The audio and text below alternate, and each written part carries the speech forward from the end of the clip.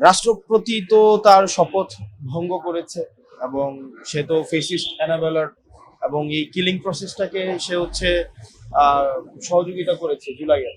তো সেই জায়গা থেকে তার মোরাল তো কোনো গ্রাউন্ড নাই আজকে জুলাইয়ের মধ্য দিয়ে অর্জিত এই পার্লামেন্টে সে ভাষণ দেওয়ার।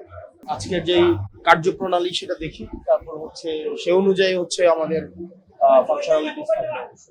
তো রাষ্ট্রপতি নিয়ে আপনাদের একটা অবজেকশন ছিল, উনি ভাষণ দেবেন, তো সেই সময় আপনাদের অবস্থানটা কি হবে? রাষ্ট্রপতি তো তার শপথ ভঙ্গ করেছে এবং সে তো ফেসিস্ট অ্যানাবেলার এবং এই কিলিং প্রসেসটাকে সে হচ্ছে সহযোগিতা করেছে জুলাইয়ের। তো সেই জায়গা থেকে তার মোরাল তো কোনো গ্রাউন্ড নাই আজকে জুলাইয়ের মধ্য দিয়ে অর্জিত এই পার্লামেন্টে সে ভাষণ দেওয়ার। দেখি আমরা সাংগঠনিক ভাবে বা আমরা অ্যাজ এ দলগত ভাবে আজকে আমরা কি স্টেপ নেই। আপনারা দেখতে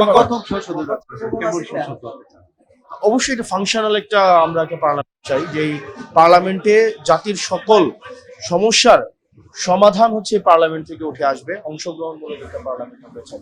আপনি যেটা বলেছেন সংবিধান রাষ্ট্রপতি ভাষণ দেওয়ার আমরা দলগত ভাবে এই বিষয়গুলো নিয়ে আমরা কথা বলবো। ভালো থাকবেন। আসসালামু আলাইকুম।